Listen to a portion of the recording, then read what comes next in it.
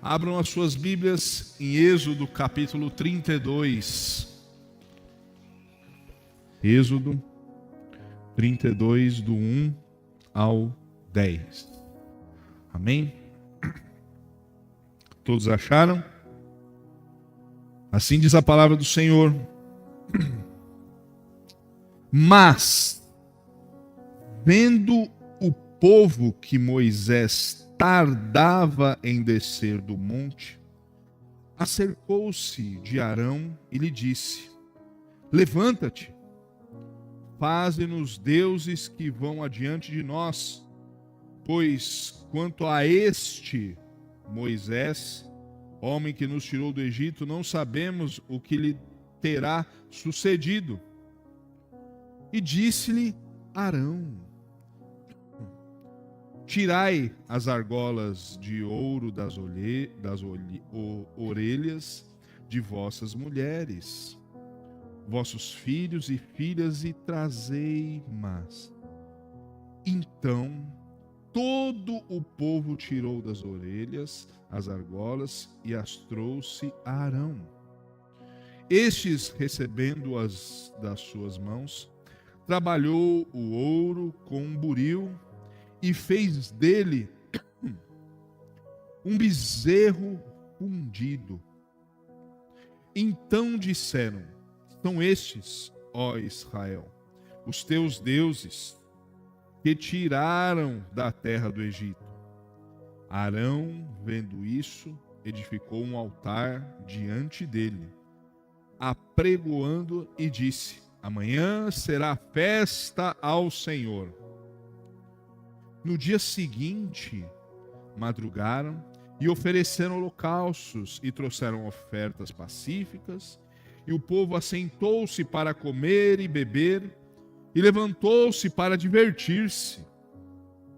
Então disse o Senhor a Moisés: Vai, desce, porque o teu povo que fizeste sair do Egito se corrompeu e depressa se desviou do caminho que lhe havia eu ordenado.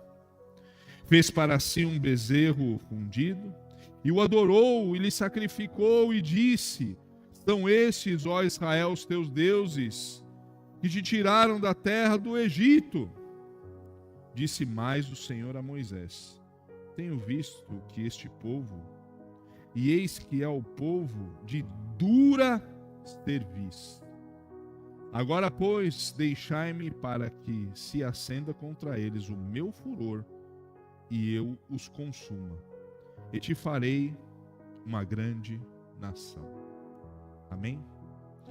Soberano Deus, eterno Pai, muito obrigado, Senhor Jesus, pela leitura da Tua palavra, pelos louvores entoados, pela abertura, Senhor. Graça nós te damos, Senhor, que o Senhor começou a falar desde o início do culto, Senhor. Irá continuar falando através de louvores da sua palavra, Deus. Senhor Jesus, que esta palavra possa vir a entrar no coração, Deus. Possa vir a movimentá-lo, mover, trazer arrependimento, trazer alegria da salvação, trazer ânimo e disposição, Senhor amado, de servir cada vez mais e mais a Tua casa. Teu Espírito Santo possa vir a fazer essa obra maravilhosa no coração dos meus irmãos, e que eles possam sair daqui, sim, abastecidos da Tua palavra, firmes, Senhor, no Teu grande amor, Senhor, na Tua grande misericórdia, no qual foi derramada pelo Senhor através de Cristo Jesus. Muito obrigado, Senhor amado, pela Tua palavra. É isso que eu te peço, desde já te agradeço. Em nome de Jesus Cristo. Amém. Amém, irmãos? A passagem de Êxodo, capítulo 32, é uma das passagens mais lidas, conhecidas do Antigo Testamento, tanto pelo povo cristão quanto pelo povo não crente, por ímpios e por aí mais. Uma passagem extremamente conhecida, até mesmo pela humanidade. Quando nós olhamos Êxodo 32, nós podemos ver uma máxima da teologia reformada, imortalizada justamente pelo grande reformador de Genebra, João Calvino, no qual ele usa de uma maneira cirúrgica ao falar que o coração humano é uma fábrica perpétua de ídolos. Êxodo 32, nós precisamos entender que essa passagem é uma das mais trágicas e ilustrativas demonstrações da verdade sobre a salvação, da antropologia humana, na história da redenção. E justamente em apenas 40 dias, o povo tem uma terrível apostasia. 40 dias. Um prazo extremamente curto para a história que Deus construiu através de todo o tempo, de todas as alianças feitas, de tudo que aquele povo passou, de humilhação no Egito, onde aquele povo viu as grandezas e a proeza de Deus se manifestando de forma gloriosa. A nação de Israel permanecia ao pé do Monte Sinai, em volta de um pavor reverente, de um medo, de um temor muito grande. Eles haviam presenciado, na teologia a gente chama de teofania divina, sob trovões, relâmpagos, uma nuvem, estrondo de trombetas, que com uma só voz o povo prometera solenemente no pacto da lei: tudo que o Senhor falou, faremos e obedeceremos. Isso está em Êxodo 24, 7. Contudo, irmãos, no primeiro teste de espera, no primeiro teste de paciência, no primeiro teste de dependência invisível, essa aliança no qual Deus tinha instituído, ela foi simplesmente estilhaçada na base daquele monte. No exato momento que Deus revela a Moisés, no topo do monte, toda a arquitetura da graça que haveria no tabernáculo, Deus ele dá uma diretriz precisa de tudo aquilo que iria ser colocado no tabernáculo, como seria feito. E justamente esse episódio do bezerro de ouro, ele não representa, irmãos, um mero acidente histórico do povo, de um povo primitivo no deserto, no qual ele estava atravessando, mas sob a lente da Escritura, isso trata de uma revelação da depravação total do ser humano. O quanto o pecado afetou todo o homem em todas as suas áreas e em todas as suas partes. A gente vê que essa depravação deixou o homem uma volatilidade da religiosidade natural. Como o homem se transformou volátil, como o homem ele se transformou inconsistente na sua adoração a Deus. E nós vemos a absoluta necessidade de Deus soberanamente preservar os seus santos e da urgência da exigência de um mediador infinitamente maior do que Moisés. E justamente Moisés fazia esse papel de mediador entre Deus e o povo. Só que Moisés era um mediador falho e pecador. E hoje, pela graça de Deus, nós temos um mediador infalível, soberanamente maior e superior, que é Cristo Jesus. Quando a gente começa a olhar Gênesis 32, a gente começa a ver esse pecado hediondo. E quando nós olhamos esse capítulo, cumpre a gente examinar ele nas lentes do pacto da graça de Deus, da administração da graça de Deus mediante a lei mosaica. Nós começamos a ver que Deus resgatar Israel do Egito, não por méritos deles próprios, intrínsecos do povo, mas pelo cumprimento fiel da aliança abraâmica de Gênesis 15. O êxodo fora a exibição avassaladora do poder de Deus mediante a todo aquele panteão egípcio, por meio das pragas e por meio da divisão do Mar Vermelho. Aquele povo tinha visto algo sobrenatural que nenhum outro povo viu. E justamente no Sinai, o Senhor começa a formalizar essa aliança.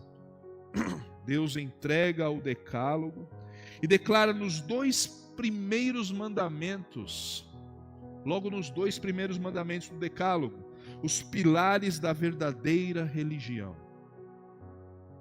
os pilares centrais da verdadeira adoração. E justamente o primeiro é: não terás outros deuses diante de mim. Êxodo 20, versículo 3. E o segundo é a pureza do modo de adoração. Não farás para ti imagem de escultura. Êxodo 20, versículo 4. Israel era chamado a viver como uma nação santa e um povo sacerdotal, extremamente separado por Deus. Quando nós olhamos esse contexto imediato sobre a revelação do tabernáculo versus a invenção do bezerro, nós comemos olhar essa justa posição na narrativa de 25 a 31. E o capítulo 32 é uma ironia extremamente dramática e profunda de tudo isso.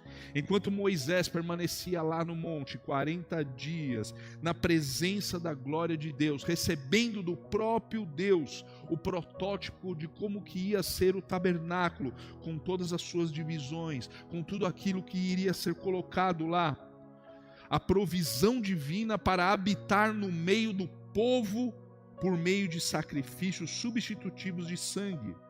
E o povo no vale trama uma confecção de um Deus feito por mãos humanas.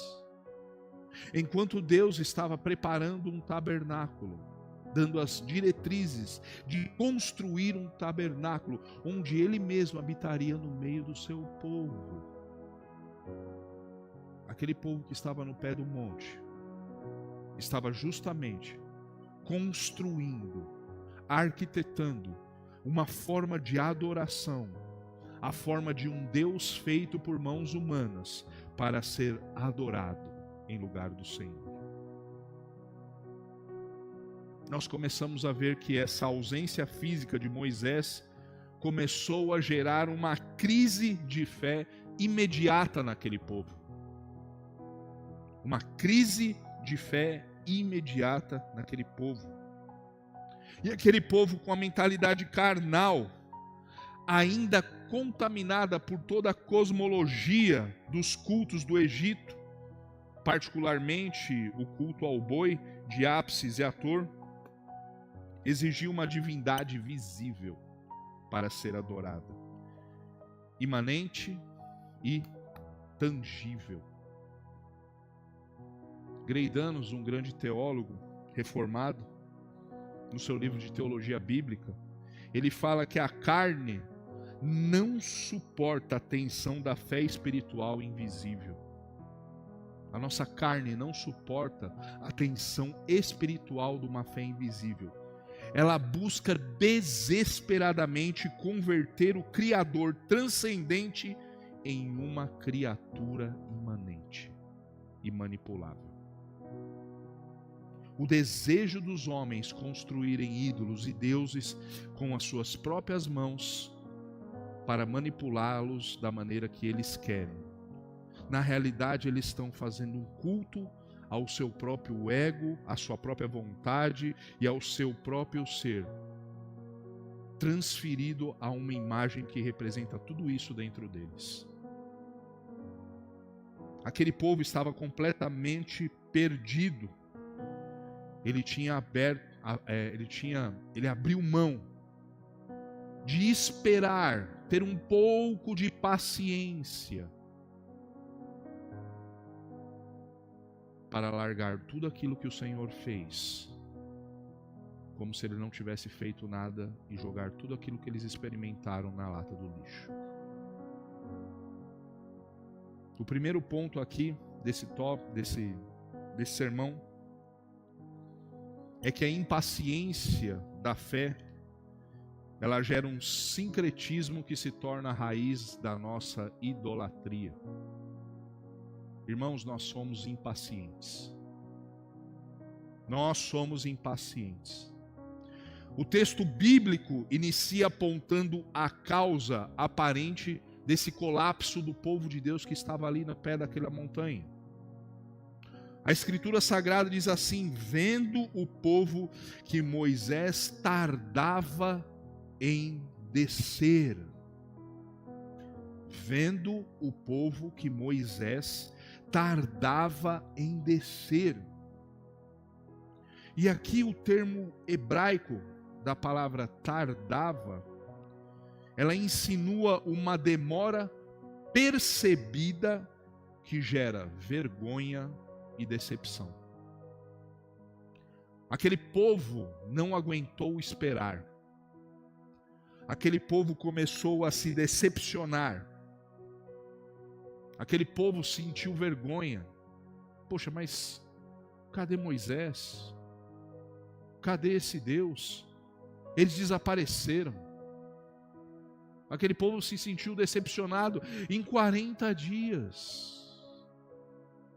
Que Moisés estava lá recebendo as instruções. Eles não tiveram um mínimo de paciência. E já resolveram isso com as suas próprias mãos. A impaciência é a matriz da apostasia, aqui nesse capítulo.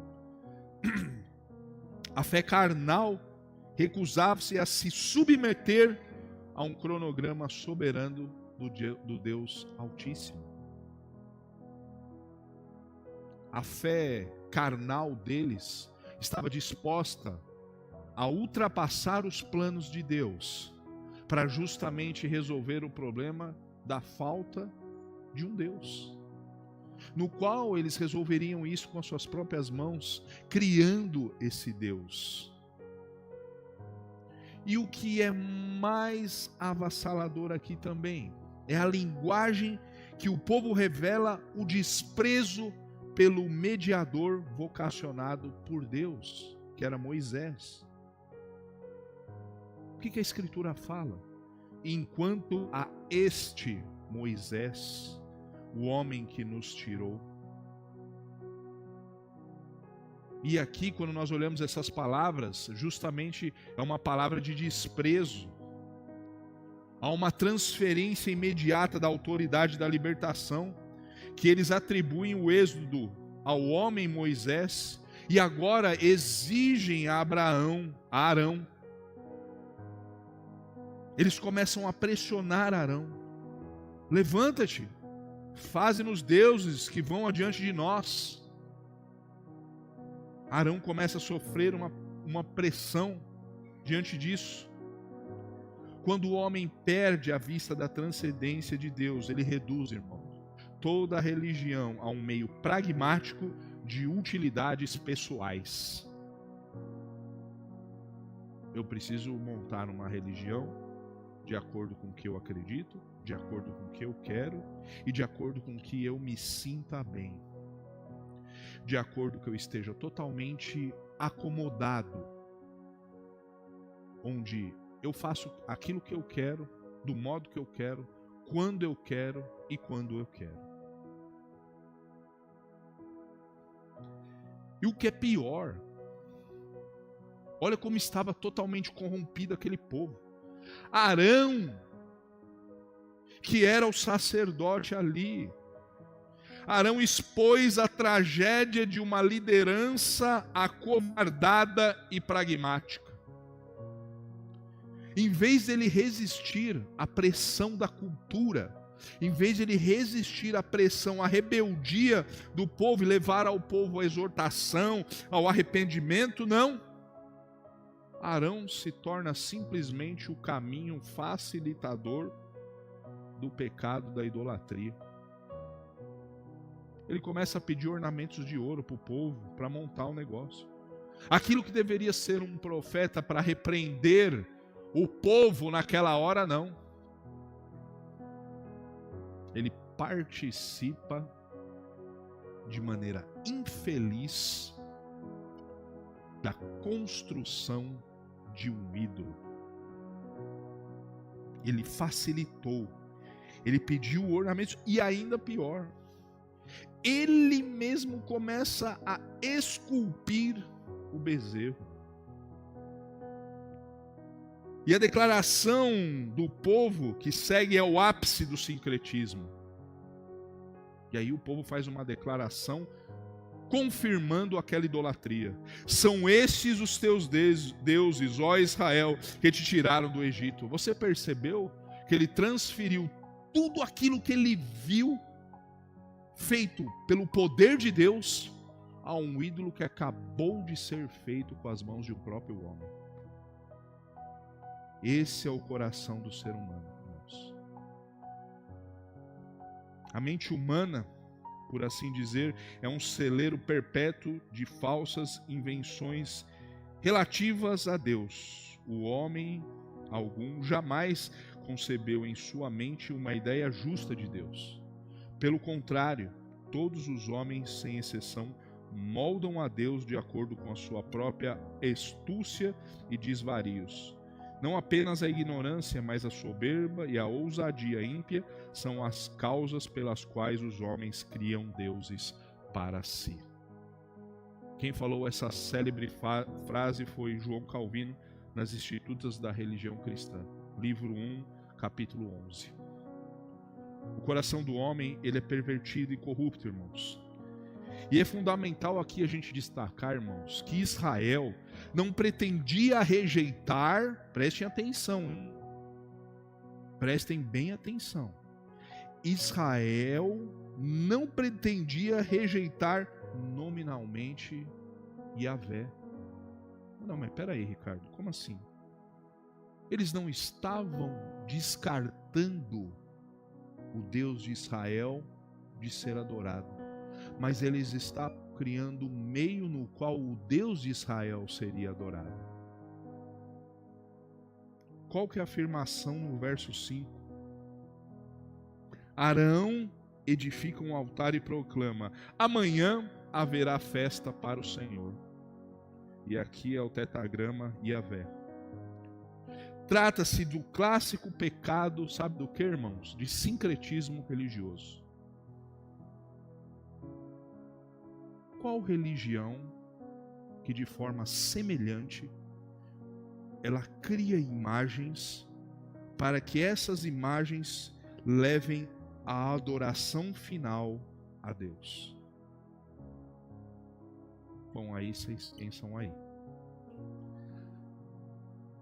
Qual religião que cria métodos, meios visíveis e tangentes para que o Deus imanente e invisível seja adorado através desses meios, no qual eles dizem que será levado a Deus?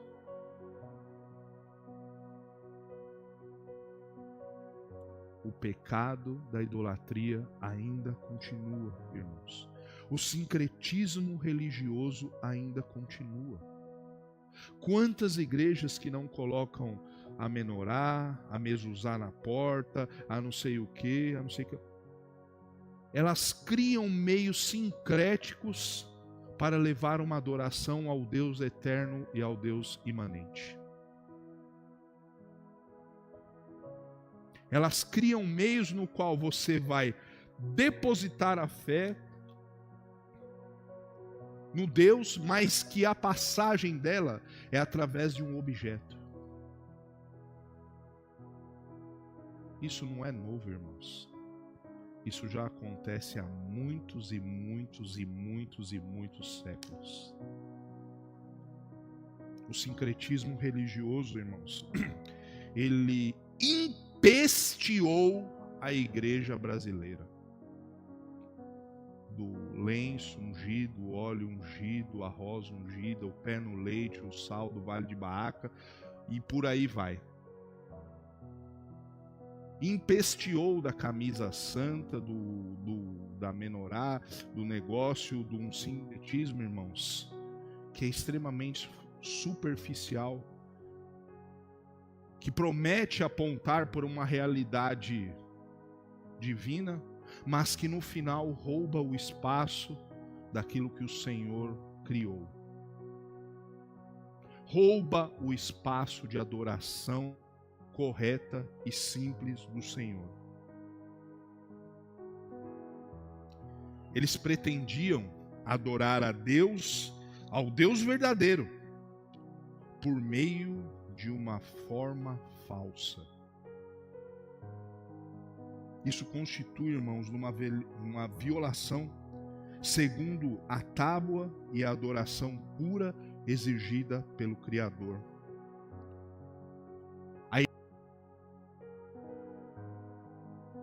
Falso, mas também, irmãos, é a tentativa de adorar Deus, o Deus verdadeiro, por meio de imagens, conceitos moldados pela imaginação corrupta do homem, do ser humano.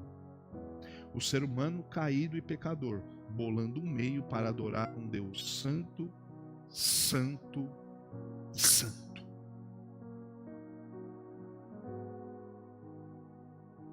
Isso vira o que, irmãos? Idolatria também. O segundo ponto, irmãos, que nos leva a pensar nisso, que leva à idolatria, é a adoração autogerada pelos homens e a devassidão moral. No verso 6, o que está escrito?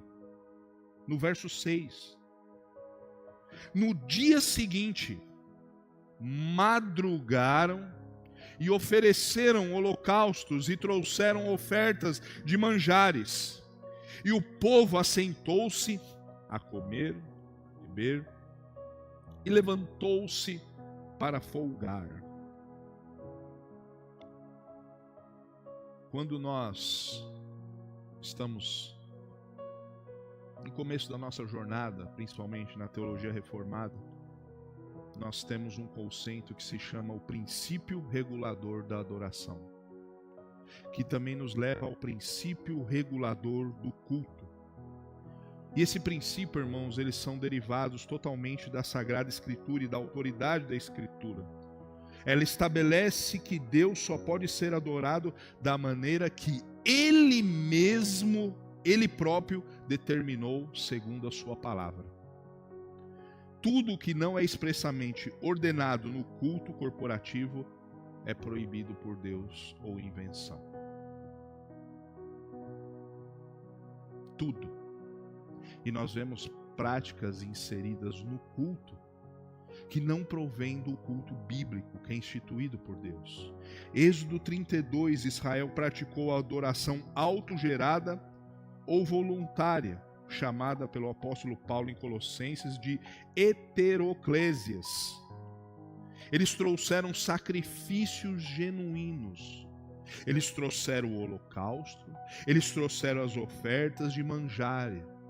Eles trouxeram tudo genuíno, irmãos, mas em um altar profano diante de uma imagem abominável.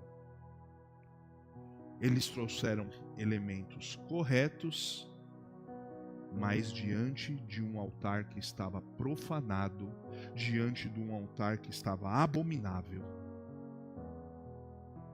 mediante a toda a corrupção do coração humano.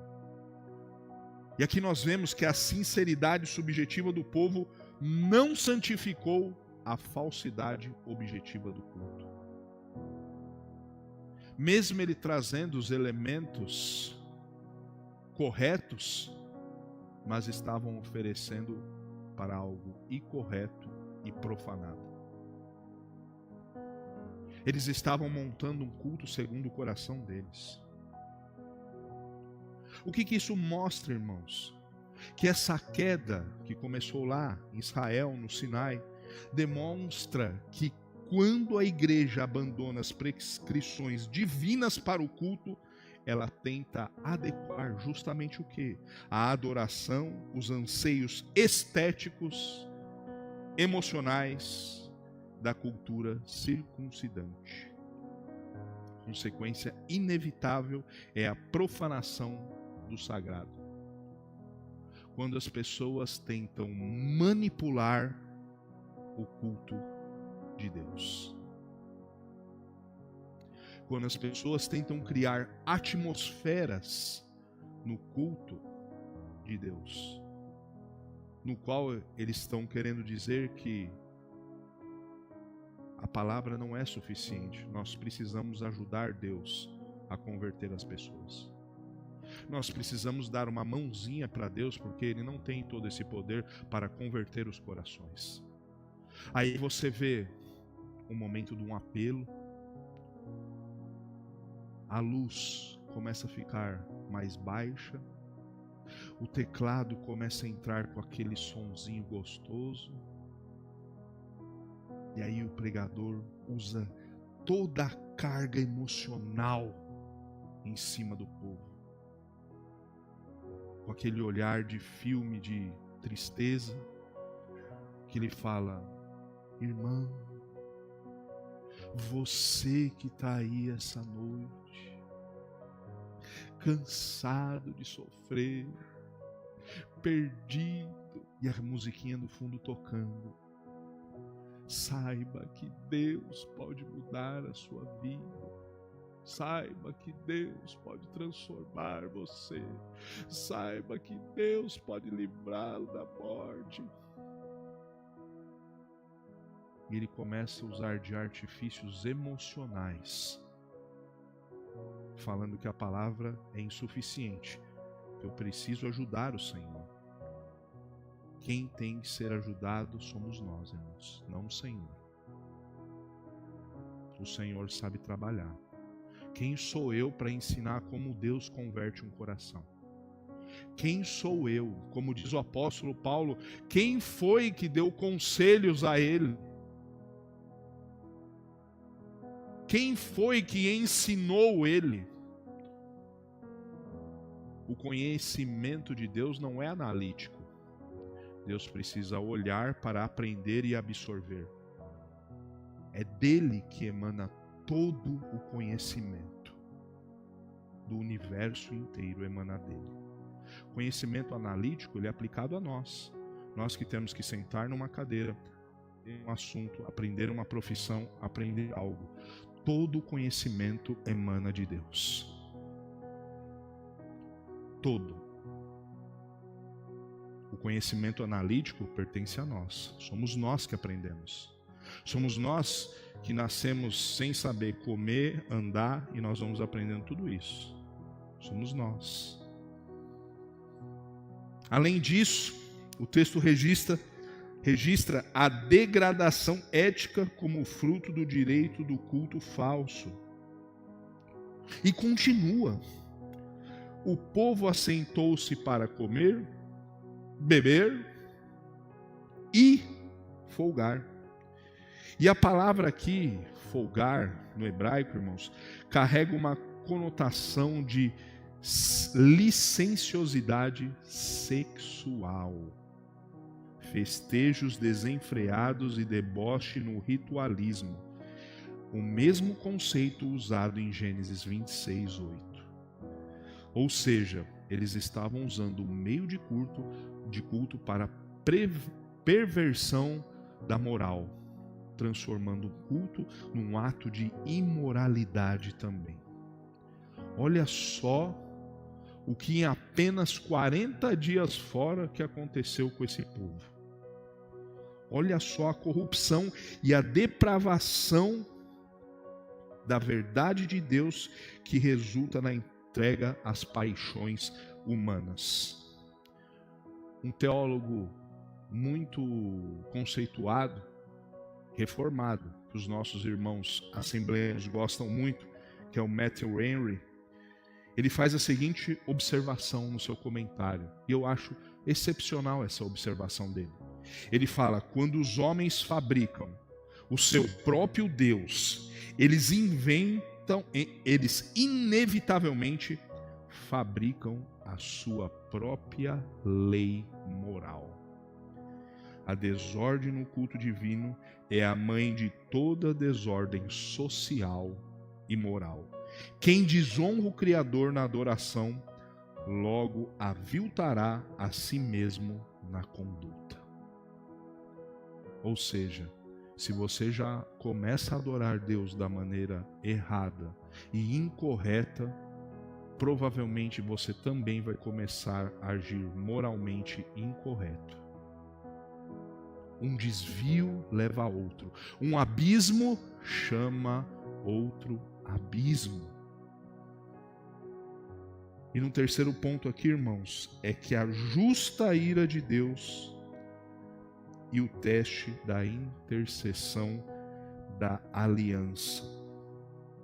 Quando nós olhamos o versículo 7 ao 10, isso revela um diálogo solene lá no cume do monte, entre o Senhor e Moisés. Nós vemos a santidade de Deus, ela é ontológica e ela é inegociável. Deus não negocia a sua santidade.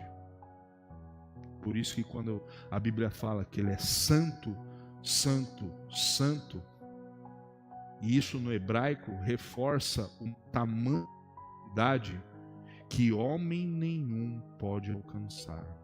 Uma santidade inalcançável, inacessível, que isso vem do próprio Deus e só Ele mesmo tem. E esse diálogo, onde Deus diz a Moisés: olha aí, vai, desce, porque o teu povo que fizeste sair da terra do Egito se corrompeu.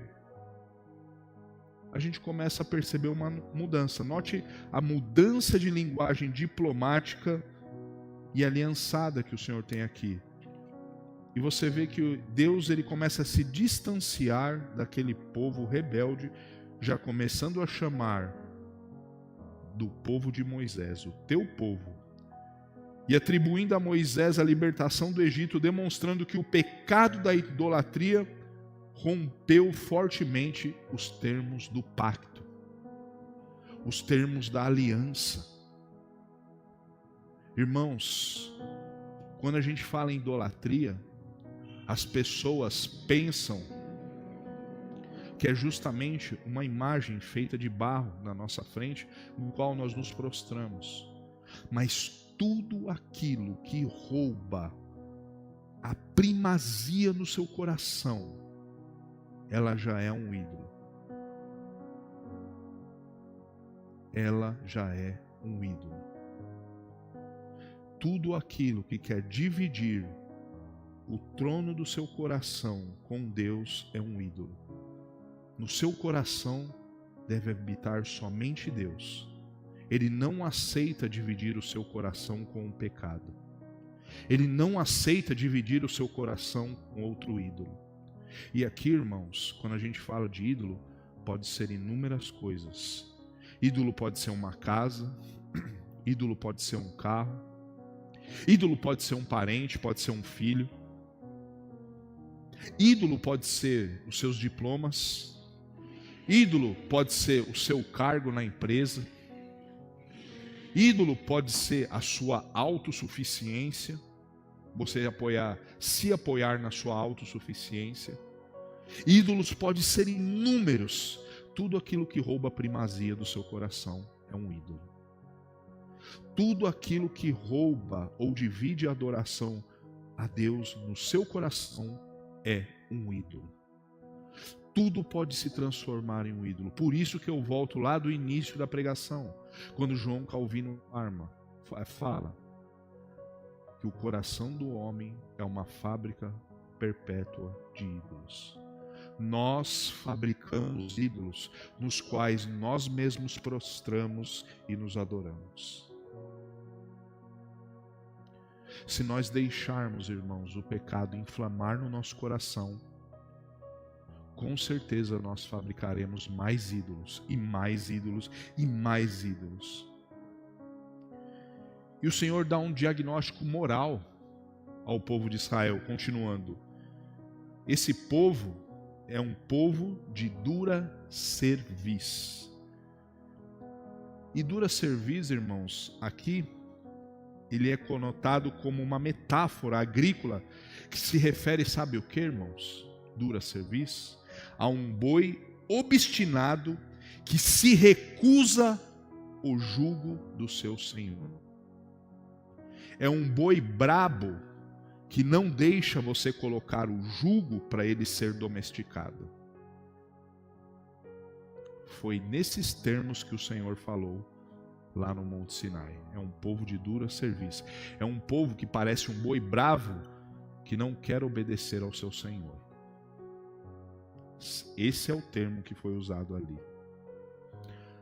Isso mostra, irmãos, que a depravação do ser humano, ela manifesta-se na rigidez da vontade rebelde do homem contra os mandamentos e contra a graça de Deus. Quando nós olhamos nos versos 10, o Deus Todo-Poderoso profere uma declaração impressionante. Agora, pois, deixa-me para que o meu furor se acenda contra eles e eu os consuma. E de ti farei uma grande nação. Como a gente deve interpretar essa fala divina? Deus se arrependeu? Deus não quer mais fazer? Como que a gente deve interpretar isso? Deus estaria mudando a ideia ou sendo pego de surpresa? Poxa, eu não sabia que o povo iria fazer isso? Absolutamente não, irmãos. Deus, ele é imutável, juntamente com seus decretos eternos. Quando nós olhamos no compêndio teológico de Francis Turrentini, ele explica que Deus utiliza de uma linguagem antropopática. Nossa, Ricardo, o que é isso? Antropopática. Ele utiliza uma linguagem na língua dos próprios homens, para falar de uma maneira que você entenda. E não de uma maneira que só ele entenda. É uma linguagem de acomodação. Sua majestade ao entendimento humano e para suscitar na história os meios decretados pelo seu conselho secreto. E aí você vê que ele fala, deixe-me. Deus está provando e despertando um ofício intercessório de Moisés.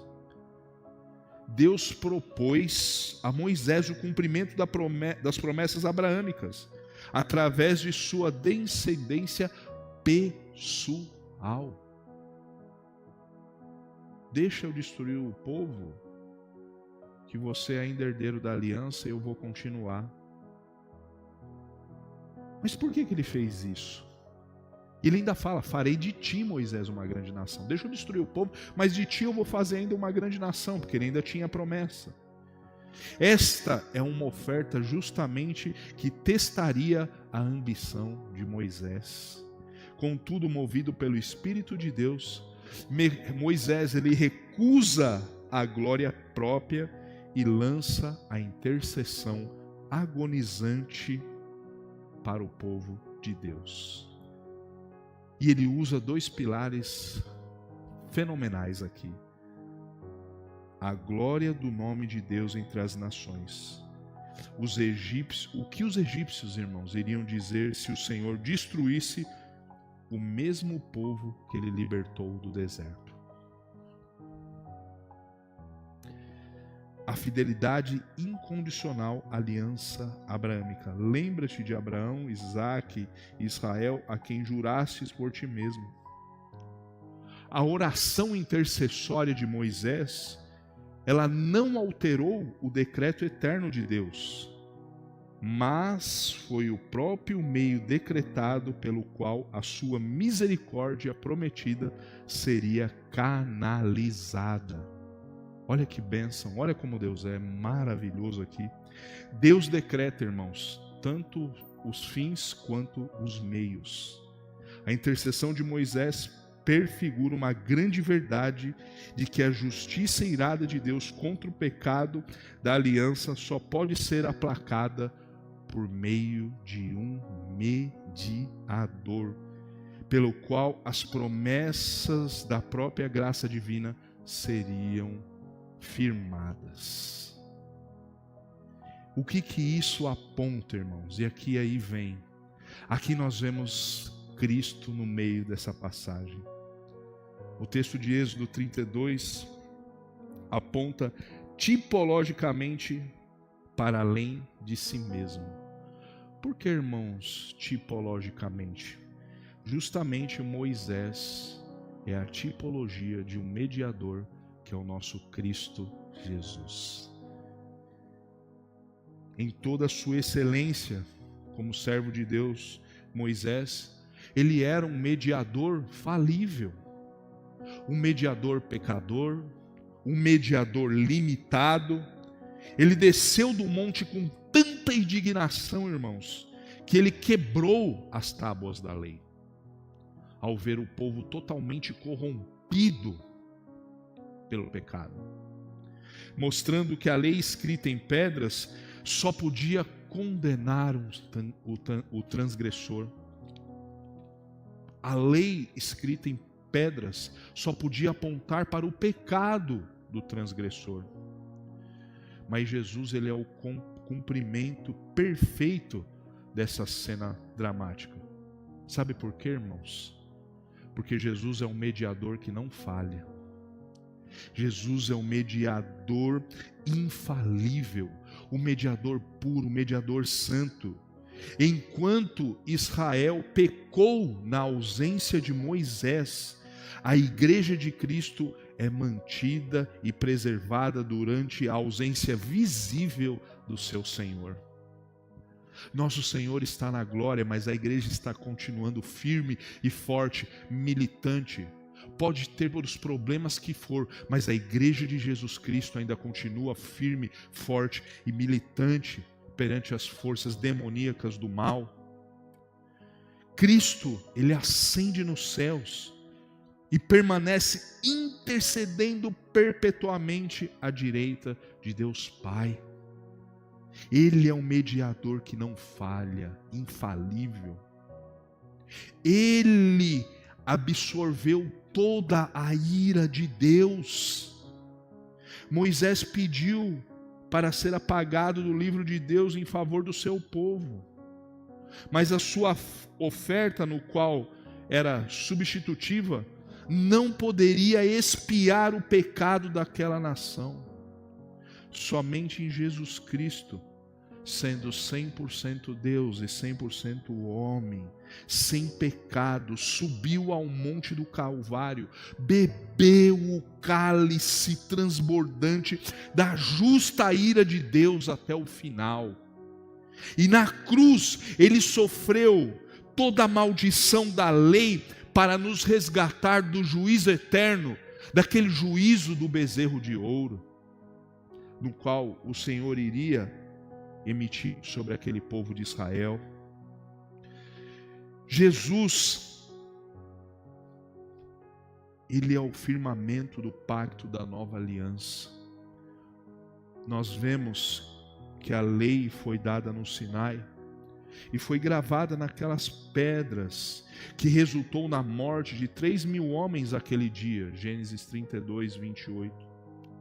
Só que nós vemos, irmãos, contudo, na nova aliança, inaugurada pelo sangue de Jesus Cristo, o Espírito que é derramado no Pentecoste, onde ele grava a lei nos corações de carne e concede 3.000 almas sendo convertidas no reino de Deus em Atos dos Apóstolos, capítulo 2. Ele é um mediador. Ele é que absorveu a ira de Deus. Ele que fez a nova aliança no seu sangue. Isso é maravilhoso, irmãos. Tim Keller, um teólogo que morreu há pouquíssimo tempo, do qual eu gosto muito dele, tem livros fantásticos dele. Ele fala e ele define um ídolo moderno, irmãos. O que é um ídolo moderno? Qualquer coisa mais fundamental do que Deus para a sua felicidade, sua identidade e sua segurança. Isso é um ídolo moderno. O ídolo do controle, da impaciência. Irmãos, quantos crentes não são impacientes hoje? Quantos crentes não querem resolver as coisas da sua forma e não pedem orientação para Deus? Quando as providências de Deus parecem demoradas, parece que nunca vai aparecer, ou elas são dolorosas. Você busca atalhos carnais como o povo que construiu o bezerro, ou você permanece firme na palavra de Deus? Quantos de nós temos no nosso coração o ídolo da autossuficiência, do sucesso? A gente coloca esperança na estabilidade financeira, na carreira, na aprovação acadêmica, na reputação familiar. E a gente fabrica um bezerro de ouro moderno. Fabricamos um bezerro de ouro moderno. Quantos de nós que precisamos de arrependimento diário através desses ídolos que tomam conta do nosso coração? Nossa vida, irmãos, é um contínuo arrependimento diário, porque todos os dias nós pecamos. Todos os dias. Quando eu vejo a igreja contemporânea, irmãos, ela enfrenta uma tentação análoga, igual a de Arão e do povo no Sinai. A igreja enfrenta essa tentação. A tentação de adaptar culturalmente a igreja para as coisas do mundo, o pragmatismo eclesiástico. A igreja enfrenta essa tentação, irmãos. Da mesma forma que Arão foi tentado pelo povo, e o povo pressionou Arão, e Arão cedeu, no qual ele deveria exortar. A igreja também é pressionada pela cultura, pelo povo, para aprovar aquilo que Deus não aprovou, para dar legalidade àquilo que Deus não permitiu. A cultura vive forçando e batendo nas portas da igreja, querendo mudar. Ela viu que ela não consegue destruir a igreja, então ela quer moldar a igreja aos moldes deste mundo. E isso acontece, irmãos. Nós temos que ter uma preservação, irmãos, da adoração bíblica, da adoração naquilo no qual Deus determinou. A igreja deve rejeitar firmemente, irmãos, a introdução de elementos de entretenimento mundano, técnicas de manipulação emocional, filosofias circulares no culto público. Ele não conseguiu destruir, mas ele quer fazer o quê? O diabo quer profanar o culto. Ele quer profanar. O culto deve ser regulado pelas escrituras, irmãos.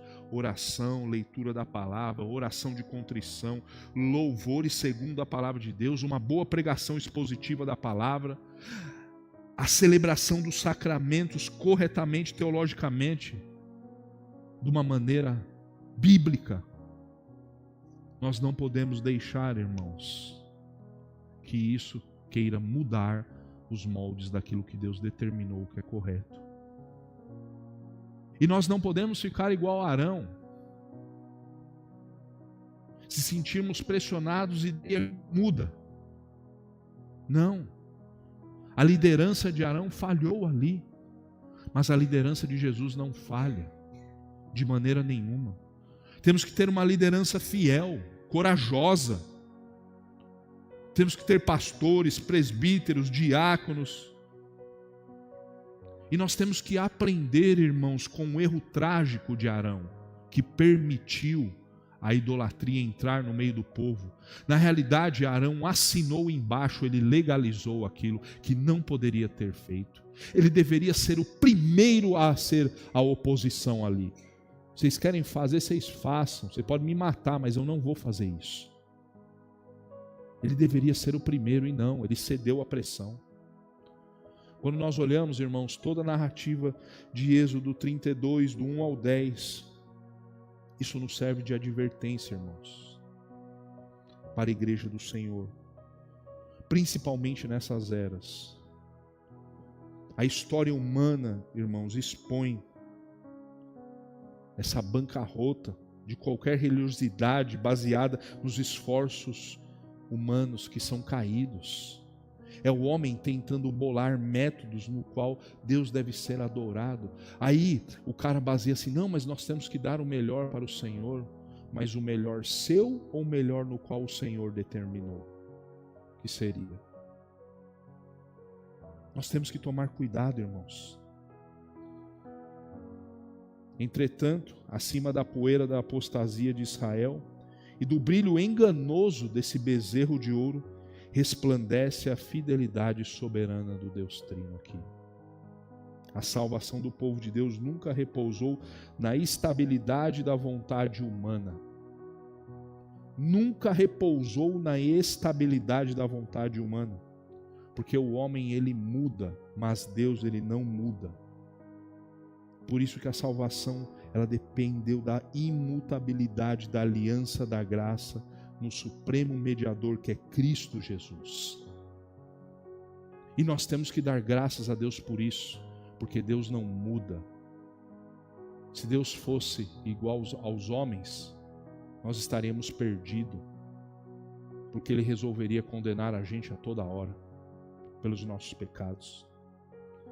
Que a gente possa olhar, irmãos, não para deuses fabricados por nossas próprias mãos, por nossas teologias antropocêntricas, onde o homem se torna o centro, mas a nossa teologia deve ser moldada e olhar para o Cristo crucificado e ressurreto, para o sacrifício dele.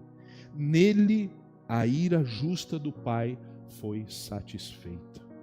Foi ele que aplacou a ira de Deus, o Pai, lá na cruz. Ele sentiu o peso da condenação ali, para nos salvar da ira do Pai. E aí ele ressuscita e a ira do Pai está aplacada.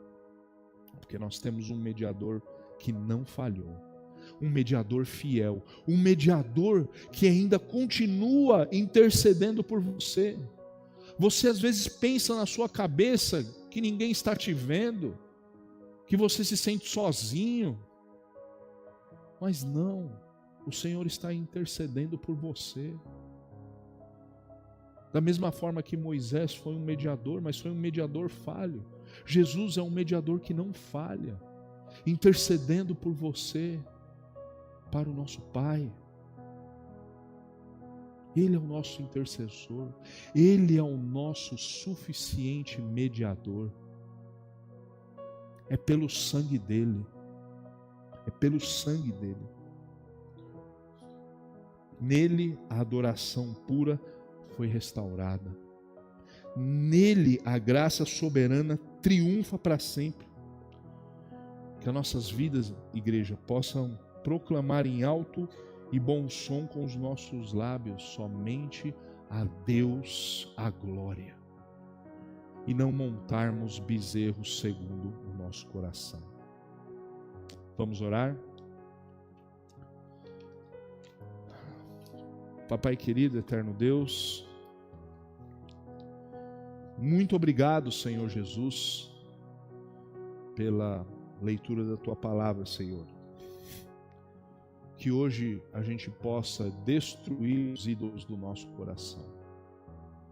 Que hoje ninguém tome o trono do nosso coração a não ser o Senhor, Deus. Somente ao Senhor deve ser a glória. Que o Senhor possa vir a nos mostrar, muitas vezes, porque estamos cegos e não conseguimos enxergar os ídolos do nosso coração. E às vezes a gente acha que está tudo bem, está tudo normal. E às vezes a gente pensa, poxa, essa palavra não foi para mim, porque eu não tenho ídolo nenhum. E às vezes nós temos ídolos escondidos no nosso coração. Que o Senhor possa vir a trazer e revelar esses ídolos, para que eles sejam postos de lado, que eles possam ser jogados, quebrados, estilhaçados, e somente ao Senhor seja a glória. Somente ao Senhor seja a verdadeira adoração. Somente ao Senhor seja o verdadeiro louvor, Senhor. Que a gente possa repensar aquilo que tem tirado a prioridade da adoração do Senhor. E tem roubado e tem negociado essa adoração no nosso coração. Porque nós somos pecadores, Deus. E nós temos a tendência de transformar aquilo que não é normal para Ti e normalizar isso no nosso coração. Com um simples, não tem problema, é só hoje. E a gente começa a relativizar essa adoração. E esses ídolos começam a crescer dentro do nosso coração. E quando nós vamos ver, nós estamos prostrados diante de várias coisas, Senhor, que nos roubam diante da Sua presença, que nos roubam diante da Sua casa, que nos roubam, Senhor, de ouvir as bênçãos celestiais, Deus, as bênçãos eternas, a maravilha do Evangelho de Jesus Cristo, que é poder da salvação para todos os homens que creem. Não deixe, Senhor amado, que o diabo faça isso conosco. Que o Senhor possa nos revelar os ídolos do nosso coração, para que a gente possa vir a combatê-los, Deus. Sermos homens e mulheres santos, porque assim o Senhor pede, assim o Senhor quer, que nós sejamos santos, Senhor. Um povo realmente separado, Senhor amado, por Ti. Um povo realmente separado e abraçado pela aliança, pelo grande amor que foi derramado na cruz do Calvário. Que a gente possa vir destruir esses ídolos que impedem a gente a emitir a verdadeira adoração ao Senhor. Teu Espírito Santo fale conosco hoje e durante toda a semana, Senhor. É isso que eu te peço e já te agradeço em nome de Jesus. Amém. Se essa mensagem falou com você, siga o nosso perfil para receber uma dose diária de fé e esperança. Compartilhe a verdade com alguém que precisa ouvir isso hoje. Deus te abençoe.